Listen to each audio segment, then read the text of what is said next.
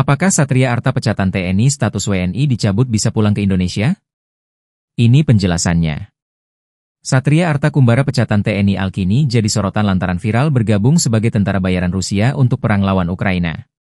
Imbasnya Satria Arta Kumbara kini harus kehilangan status sebagai warga negara Indonesia, WNI, lantaran dicabut pemerintah.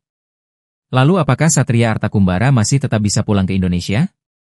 Melansir dari G Sekretariat Kabinet, Satria Arta Kumbara status WNI dicabut masih bisa pulang ke Indonesia. Namun harus melalui proses memperoleh kembali kewarganegaraan RI. Proses ini melibatkan permohonan tertulis kepada Menteri Hukum dan HAM melalui pejabat atau perwakilan RI di luar negeri. Seperti diketahui, Menteri Hukum RI Supratman Andi Aktas menyatakan, status warga negara Indonesia, WNI, terhadap ex-marinir TNI dengan nama Satria Arta Kumbara yang bergabung menjadi anggota operasi militer Rusia sudah dicabut. Adapun pencabutan status WNI terhadap Satria itu didasari pada aturan yang berlaku di negara Indonesia. Menanggapi hal itu, Satria baru-baru mencurahkan isi hatinya. Lewat akun TikTok miliknya Stestorm689, Satria menyinggung soal status dirinya yang dicabut sebagai WNI. Padahal dirinya di sana mencari uang.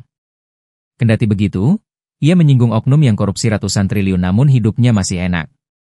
Menteri Hukum, Supratman Andi Aktas, mengatakan pencabutan status WNI Satria berdasarkan aturan yang berlaku di tanah air.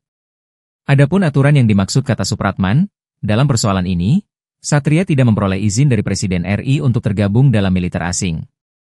Sehingga secara otomatis dalam aturan undang-undang status WNI Satria sudah hilang. Dengan begitu maka kata politikus Partai Gerindra tersebut, dalam waktu dekat pemerintah melalui Kementerian Luar Negeri RI, Kemlu, akan memberikan informasi perihal pencabutan status WNI ini kepada Satria Arta Kumbara.